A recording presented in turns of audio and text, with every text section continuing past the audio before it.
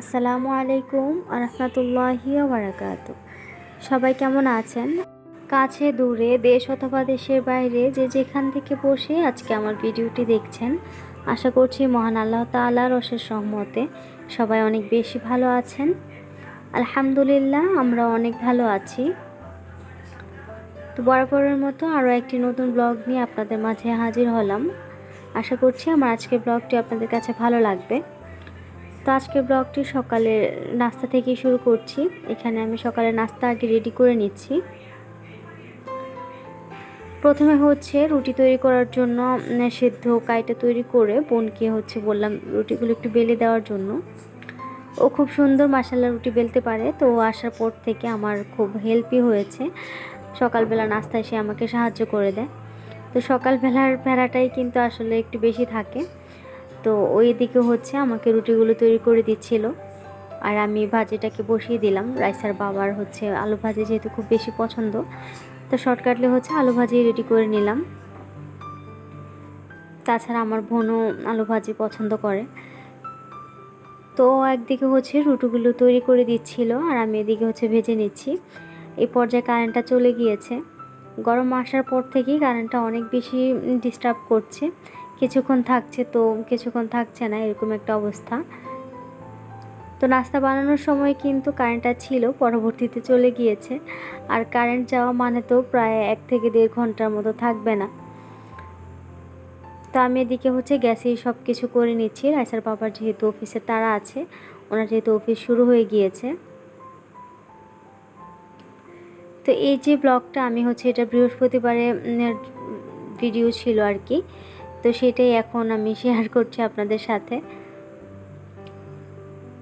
তো এদিকে আমার নাস্তা বানানো সব কিছুই কমপ্লিট। এখন সবাই মিলে নাস্তা করে নিব, আর সব কিছু ঠিক থাকলে ইনশাআল্লাহ আগামীকাল বাবার বাড়ির উদ্দেশ্যে রওনা হব। সেই জন্য আমি তো খুব খুশি ছিলাম যে আর মাত্র আজকের দিনটা পেরোলেই আগামীকাল ইনশাআল্লাহ যেতে পারবো। আর আম্মুর শরীর যেহেতু অনেক অসুস্থ, আমি আগেও একটা ভিডিওতে বলেছিলাম, তো সেই জন্য না এবার মনটা আরও কেমন করছিল। বাড়ি যাওয়ার জন্য খুব বেশি অস্থিরতা লাগছিল আর কি। তো সেই জন্যই কালকে আর কি বাড়ি চলে যাব। তো এখানে সকালের নাস্তাটা রেডি করে নিলাম। মেয়ের জন্য পরোটা তৈরি করেছি, সে নাকি পরোটা খাবে। তো আলাদা করে আবার পরোটার ডো তৈরি করে নিই এখান থেকেই, সেদ্ধ কাই থেকে একটু অল্প করে নিয়ে আমি পরোটাটা ভেজে দিলাম।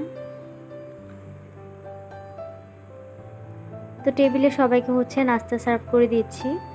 এদিকে সবাই আমরা বসে আছি, আমার বোন, আমি রাইসের বাবা। এখনও কিন্তু কারেন্টটা আসেনি। তো এখানে বাবা মেয়ে মিলে ফ্যান নিয়ে যুদ্ধ শুরু করেছে। আমার মেয়ে তো দিবেই না। তো আমি এটাকে যে চারদিকে ঘুরবে সেই মোডটা অন করে দিয়েছিলাম, কিন্তু আমার মেয়ের এটা একদমই পছন্দ না। এটা তার দিকে একদম স্থির থাকবে, এটাই তার পছন্দ। তো সেটা নিয়ে বারবার সে আর কি নাড়াচাড়া করছিল।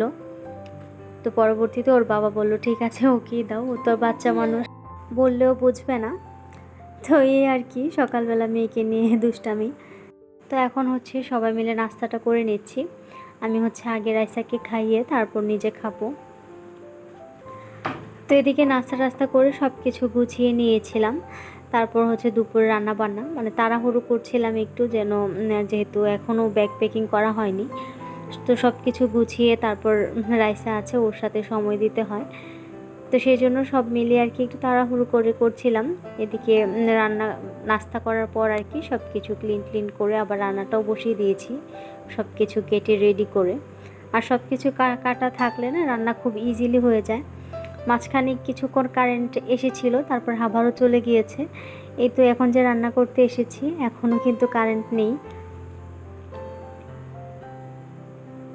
তো আমি এদিকে আজকে ঢেঁড়স ভাজি করব, তো সেই জন্য এদিকে ভাজিটা বসিয়ে দিলাম, আর আরেক চুলায় ডালটা বসিয়ে দিয়েছি। আজকে একটু ডালটা ঘন করে রান্না করব, সব সময় পাতলা ডাল একদমই ভালো লাগে না। খুব সিম্পল রান্না বান্না, আর ডিম ভুনা করব আর কি, যত তাড়াতাড়ি রান্না শেষ করা যায়। মন তো একদমই মানছেই না কখন দিনটা পেরোবে।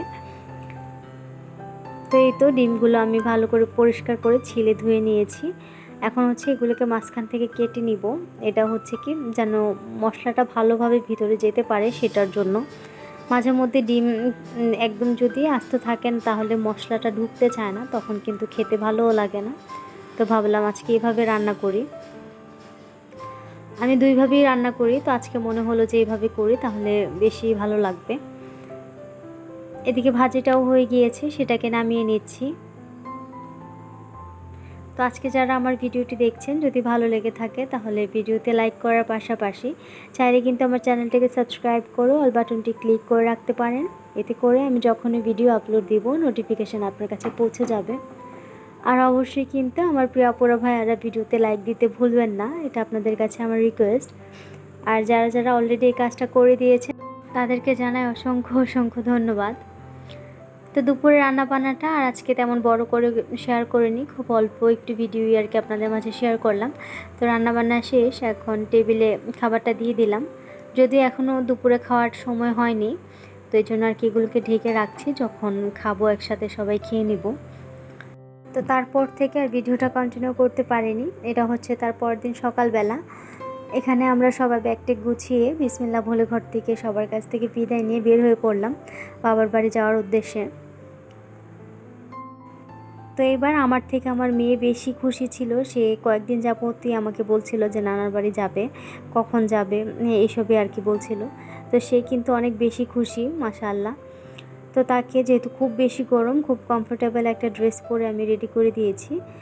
যেহেতু লং জার্নি করতে হবে, প্রায় 6 ঘন্টার মতো তো লাগবেই। তো সেই জন্য আর কি গরমের জন্য সে কষ্ট না পায়, সব দিকে খেয়াল রেখে ওকে রেডি করে দিয়েছি। তো এখন হচ্ছে আমরা সায়দাবাদের উদ্দেশ্যে যাচ্ছি। আজকে রাইসার বাবা আমাদের সাথে যাবে না, মানে বাড়ি যাবে না, আমাকে সায়দাবাদ থেকে বাসে উঠিয়ে দিবে। আমার কিন্তু আজকে বাড়িতে যাওয়ার কোনো প্ল্যানই ছিল না। রাইসার বাবা বলেছিল 1 তারিখ বা তারপরে কোনো এক সময় যাওয়ার জন্য, তাহলে উনিও আর কি আমাদের সাথে হয়তো বা যেতে পারতেন। কিন্তু আম্মু যেহেতু অসুস্থ, তো হুট করে আমি বললাম যে আমি বাড়ি যাব। তো সেই জন্য আর কি ওনার আর পসিবল হয়নি ছুটিটা নেওয়ার। মাত্রই তো ঈদের ছুটি কাটালো। তো এই জন্য আমি আমার বোন একাই যাব। ওইখান থেকে যেতে তো আর তেমন সমস্যা হয় না।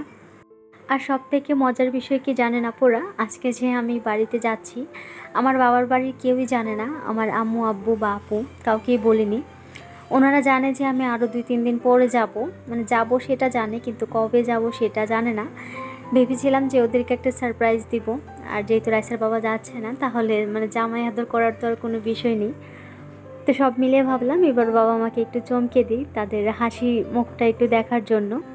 সব সময় তো খুশি হয়, কিন্তু হঠাৎ করে যাওয়ার যে একটা খুশি, সেটা দেখতে চেয়েছিলাম আর কি। তো না বলেই আমরা কিন্তু আজকে রওনা হয়েছি। তো এসে দেখি যে পুরো বাস খালি, আমরাই শুধু প্রথম যাত্রী। এটা ভরার জন্য এখন অপেক্ষা করছিলাম প্রায় 1 থেকে 1.5 ঘন্টা। এই অপেক্ষা জিনিসটা খুবই খারাপ, আমার কাছে সবসময় এই জিনিসটা খুব বোরিং লাগে।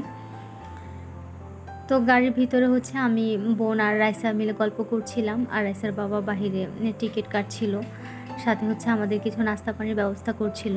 যদিও সকালে নাস্তা করেই বের হয়েছি, তো গাড়িতে খাওয়ার জন্য আর কি টুকটাক নাস্তা। তো তারপর হচ্ছে রাইসার বাবার কাছ থেকে বিদায় নিয়ে আমরা চলে এসেছি। তো রাইসার বাবার তো অনেক মন খারাপ ছিল, সাথে মেয়েরও প্রথম দিক দিয়ে মন খারাপ ছিল। তো পরবর্তীতে ও ঠিক হয়ে গিয়েছে, নানু বাড়ি যাওয়ার আনন্দটা আর কি মন খারাপটাকে ভুলিয়ে দিয়েছে।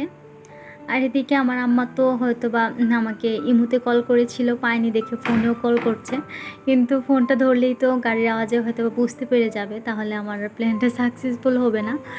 তো কারোর ফোনে ধরছিলাম না। তো এদিকে কিন্তু আস্তে আস্তে বাড়ির দিকে পৌঁছে যাচ্ছি। যত অল্প সময় দেখা যাচ্ছে, আসলে আমার কাছে ততটাই দেরি মনে হচ্ছিল যে কখন পৌঁছাবো কখন পৌঁছাবো। আর রাইসের বাবা তো বারবারই ফোন করছিল যে কোথায় আছি। আর আমি তো এদিকে বাবার বাড়ি যাওয়ার আনন্দে পরবর্তীতে আর ভিডিও করতেই ভুলে গিয়েছিলাম। তো এর মধ্যে কিন্তু বাবার বাড়ি পৌঁছেও গিয়েছি, প্রায় অনেকক্ষণ হয়ে গিয়েছে। এসে যেমনটা চেয়েছিলাম সবাইকে চমকে দিব, সবাই একদম বড় সারপ্রাইজ হয়ে গিয়েছিল। আমার আব্বু তো অনেক খুশি হয়েছে আমাদেরকে হঠাৎ করে দেখে, তারা ভাবতেও পারেনি যে আমি না বলে চলে আসবো, যেহেতু অনেক দূরের রাস্তা। তো তারপর এসে কিন্তু হাত মুখ ধুয়ে দুপুরে খাবারও খেয়ে নিয়েছি। তারপর আর কি মনে হলো যে আপনাদের সাথে তো একটু শেয়ার করা দরকার। তো তারপর ক্যামেরাটা অন করেছি। আর আমার মেয়ে তো নানা বাড়িতে আসার পর মনে হয় যেন ওর সাহসটা বেশি বেড়ে যায়। ও তখন আমাকে একদমই ভয় পেতে চায় না। ওর নানা ভাইকে দেখে ও দুষ্টুমি শুরু হয়ে গিয়েছে। তো এই তো এদিকে সে খেলাধুলা করছে। আর এই তো আজকের মতো আমার ব্লগটি এখানেই শেষ করে দিচ্ছি। দেখা হবে ইনশাআল্লাহ পরবর্তী কোনো ব্লগে। ততক্ষণ পর্যন্ত সবাই অনেক বেশি ভালো থাকবেন আর আমাদের জন্য দোয়া করবেন। আল্লাহ হাফিজ। আসসালামু আলাইকুম।